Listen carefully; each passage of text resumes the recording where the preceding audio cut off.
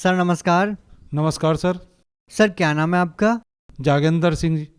जागेंद्र जी, कहाँ से आए आप? मैं जिला रामपुर उत्तर प्रदेश से आया हूँ जी। संत रामपाल जी महाराज से नाम दीक्षा लेने से पहले आप क्या भक्ति साधना करते थे? मैं सर जी जो है राधा स्वामी मत में था। मैं 2006 से 2014 तक राधा स्वामी मत में रहा और वहाँ की साधना करी, जिसमें मेरे मम्मी पापा भी जुड़े हुए थे। तो उनके देखा देखी वो मुझे बुला के ले जाते थे सत्संग के लिए, मैं जाता रहा। आपने राधा स्वामी पंथ में किस संत से नाम उपदेश ले रखा था? जो मौजूदा गुरु हैं इस टाइम व्यास गद्दी पे बैठे हुए हैं, गुरविंदर सिंह जी, इनसे नाम दीक्षा ली थी। तो सर आपने जो संत गुरिंदर सिंह जी से नाम दीक्षा ले रखी थी, तो उन्होंने नाम दीक्षा देते समय क्या आपको कोई प्रमाण भी दिखाया था जो भक्ति साधना आपको दी जा रही है वो शास्त्रों के अनुसार है? नहीं, ये कोई प्रमाण नहीं दिखाया, बस उन्होंने नियम बताए थे। पर्ची कटती थी वहाँ पे, तो आपने शराब कब से नहीं पी है, नशा कब से नहीं किया है, आप कोई चोरी ठगी तो नहीं करते थे। लेकिन यही बातें बताई, उन्होंने पूछी थी, वो हमने जो है उसमें झूठ बोला, लेकिन हम नशा करते थे। लेकिन उन्होंने इस बारे में और कुछ हमसे ज़्यादा जानकारी नहीं ली, हमारी झूठ बोल कर पर्ची कट गई, हमने नाम दीक्षा मिल गई। तो सर क्या संत गुरिंदर सिंह जी से नाम दीक्षा लेने के बाद आपका जो नशा था क्या वो छूट गया? बाद में जो है हमारा नशा फिर भी नहीं छूटा वहाँ से, क्योंकि हम तम्बाकू और गुटखे का सेवन करते थे। तो शराब तो हम पहले भी नहीं पीते थे, लेकिन तम्बाकू और गुटखा जो हम खाते थे वो हमारा नहीं छूटा। हम सेवा में भी जाते थे, तब भी हमारा जो तम्बाकू गुटखा जो है वहाँ पर छोड़ दिया 2-4 दिन के लिए। लेकिन वहाँ से निकलने के बाद में स्टेशन पर आए या जो सेवा में से निकले या सत्संग में से निकले, फिर उसे इस्तेमाल करना शुरू कर देते थे जी। तो सर आपने राधा स्वामी पंथ में रहकर इतने साल से भक्ति की है, आप वहाँ पर सेक्रेटरी के पद पे नियुक्त थे, तो सर आपको क्या लगता है कि जो साधना, जो भक्ति विधि संत गुरिंदर सिंह जी दे रहे हैं और जो आज आपने संत रामपाल जी महाराज जी से नाम दीक्षा ली है, तो सर आपको दोनों साधनाओं में क्या भिन्नता नजर आती है? जो पहले रामस्वामी मत में जो साधना है, गुरविंदर सिंह जी बताते थे, और वो साधना एक एक तरह से एक लाइन ले ली उन्होंने किसी भी संत की, उस वाणी को बोला पाठी ने, वो सत्संग रीडर या गुरविंदर जी महाराज जो अगर सत्संग करते थे तो उस पर आधा घंटा या 15-20 मिनट उसी वाणी पे अपनी तरीके से बताते रहते थे कि इसमें ये बोला है, इसमें ये बोला है, उसमें ये बोला है। लेकिन वो जो है एक वाणी का बस एक ही अर्थ होता है, एक लाइन का, वो शॉर्टकट में भी बता सकते थे, लेकिन जो है वो मेरी समझ में नहीं आया। तो सर आपने इतने सालों से राधा स्वामी पंथ में रहकर भक्ति की है, तो आपको संत रामपाल जी महाराज जी के बारे में कैसे पता लगा? ये संत रामपाल जी महाराज के एक शिष्य हमारे पास आए, जिनका नाम सुखराम जी है। तो उन्होंने आकर हमें जो है बोले, आप जो है बहुत नेक व्यक्ति और भक्त आत्मा लगते हो हमें, आप ये ज्ञान गंगा पुस्तक है, आप इसे पढ़ के देखें। मैंने कहा इसमें क्या चीज़ है जी? तो वो बोले कि ना, आप इसको पढ़ के देखिए, आप जब इसको पढ़ोगे तब आपको इसकी जानकारी मिलेगी। मैंने वो पुस्तक उनसे ले ली सर, और मैंने उस पुस्तक को 2-3 दिन के लिए खोल के देखा, तो उसमें राधा स्वामी वाले काल के दूत हैं, और निरंकारी वाले काल के दूत हैं, और जी जय गुरुदेव वाले काल के दूत हैं, धनकार वाले काल के दूत हैं, उसमें ये लिखा हुआ था। फिर मैं पुस्तक नहीं पढ़ पाया, फिर मेरे अंदर काल प्रवेश कर गया ये समझ के चलो। तो फिर मैंने वो पुस्तक उनकी वापस कर दी। लेकिन वापस करने के बाद में जिस दिन मैंने वापस करी, तो उनके मोबाइल पे एक दूसरे डॉक्टर गंगाराम थे, तो उनके मोबाइल पर संत रामपाल जी महाराज का प्रवचन चल रहा था, सत्संग चल रहा था। तो सत्संग जो है हमने जब उनके सुना, गुरु जी की वाणी, जब संत रामपाल जी महाराज जी की वाणी सुनी, तो वो हमें एक अट्रैक्शन हुआ, ऐसा हुआ कि जैसे ये वाणी हमने पहले कभी सुन रखी है। पता नहीं अंदर से एक हिलोर सी उठी कि इस वाणी को सुनना चाहिए। फिर हमने उनसे कहा, गंगाराम जी से, कि आप हमें इस सत्संग की, इस प्रवचन की वो चिप भरवा के दे दें। तब उन्होंने चिप भरवा के दी। तो फिर हमने 8 दिन तक लगातार, सर जी ये स्थिति थी, हमें कम से कम मैं 4 घंटे 5 घंटे संत रामपाल जी महाराज के सत्संग सुनता था, वो चिप में जो डाउनलोड करके दिए। उसके बाद में फिर मैंने ज्ञान गंगा पुस्तक जो वापस कर दी थी, वो तुरंत फिर मैंने मंगवाई। फिर उसे मैंने गीता से और गुरु ग्रंथ साहब के जो थे हमारे गांव में, उनसे मैंने मिलान किया, तो वो मुझे प्रमाण सही लगा।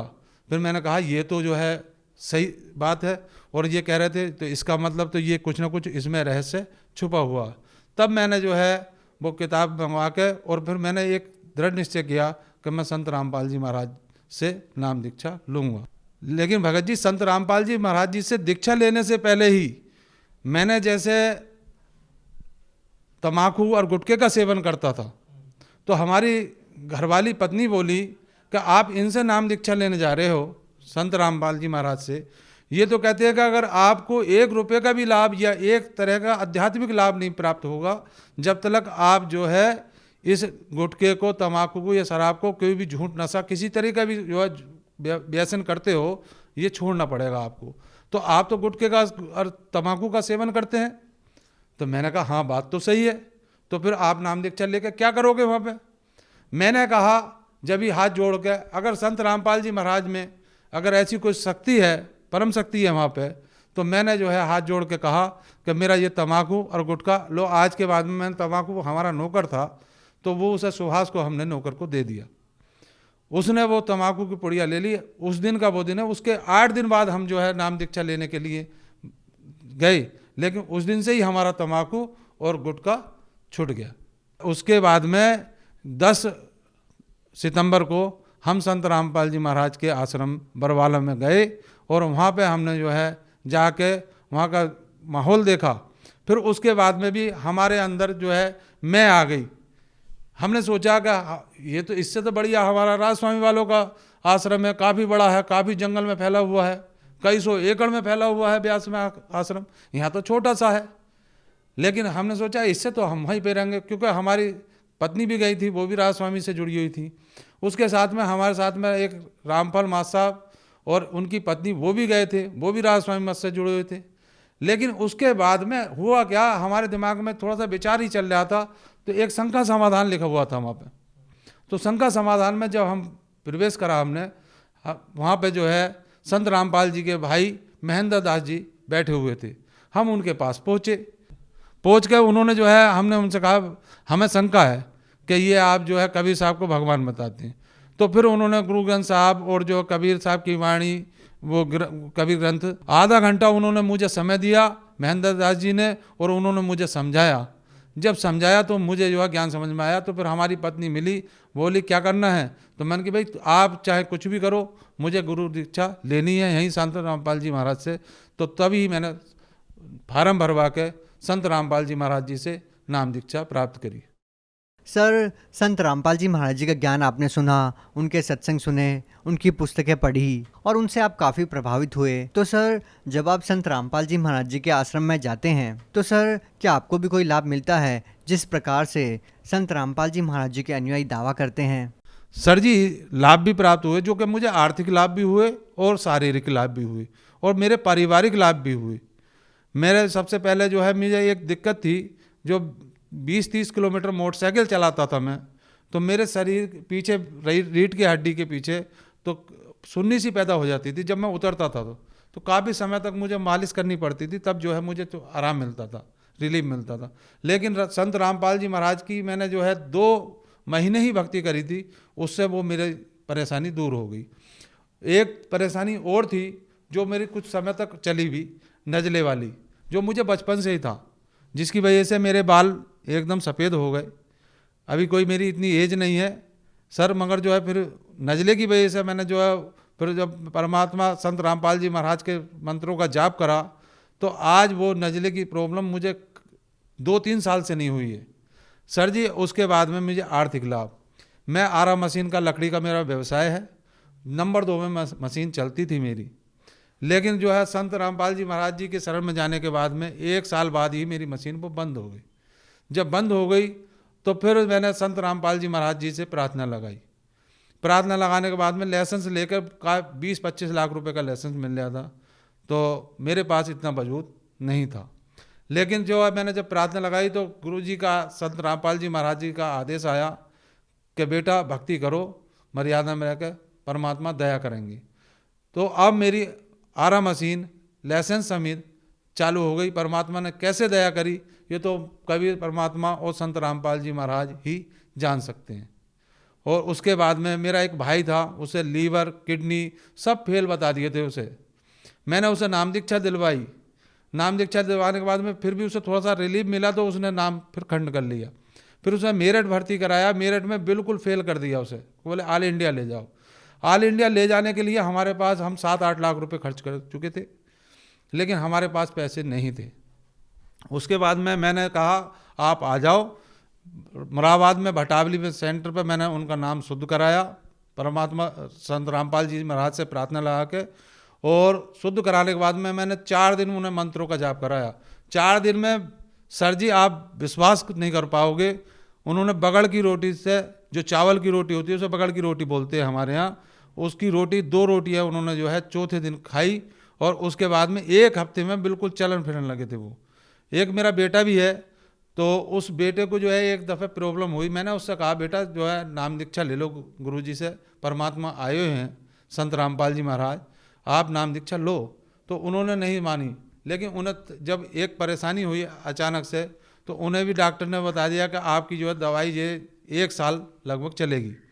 लेकिन मैंने जो है उनकी नाम दीक्षा दिलवाने के बाद में जब 8 दिन बाद, उनकी दवाई 8 दिन भी नहीं चली। संत रामपाल जी महाराज के ज्ञान में और मंत्रों में इतनी शक्ति है, कबीर परमात्मा में, कि ये कर्म के योग को भी काट देता है। सर आपने संत रामपाल जी महाराज जी से 2014 में नाम दीक्षा ली, और आज आपको लगभग 9-10 साल हो गए हैं और आपको इतने सारे अद्भुत लाभ मिले हैं। तो सर हम आपसे ये जानना चाहेंगे कि जो लोग आज भी राधा स्वामी पंथ में हैं और वो भी काफ़ी सालों से भक्ति कर रहे हैं और उनको कोई लाभ नहीं मिल रहा, तो आप उन लोगों को क्या संदेश देना चाहेंगे? मैं उन सभी भक्त आत्माओं से प्रार्थना करना चाहूँगा कि वो संत रामपाल जी महाराज का ज्ञान समझें। एक दफ़े वो खोलना ही नहीं चाहते किताब को, ज्ञान को समझना ही नहीं चाहते। मिलान करेंगे तो मैं ये मानता हूँ कि आज के दौर में संत रामपाल जी महाराज स्वयं कबीर परमात्मा के रूप में आए हुए हैं।